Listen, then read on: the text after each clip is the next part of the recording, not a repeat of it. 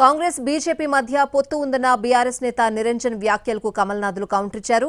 Congress BRS తోడుదొంగలని అన్నారు BJP నేత లక్ష్మణ్.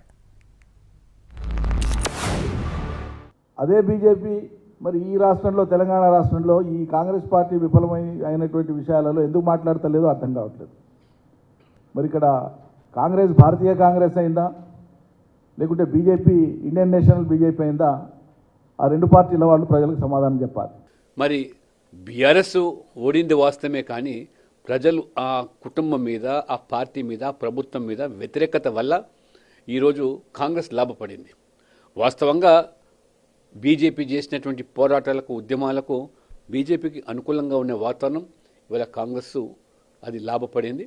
కాబట్టి భవిష్యత్తులో బీజేపీని ఎదుర్కోవాలంటే బీఆర్ఎస్ కాంగ్రెస్ తోడైతే కానీ సాధ్యం కాదనేటువంటి ఒక కుట్రపూరితమైన చర్యల్లో భాగంగా ఒక మైండ్ గేమ్. మొన్న అసెంబ్లీ ఎన్నికల్లో కూడా ఇదే ఒక నేరేటివ్ క్రియేట్ చేసి ప్రజలను తప్పుదో పట్టించి ప్రజలను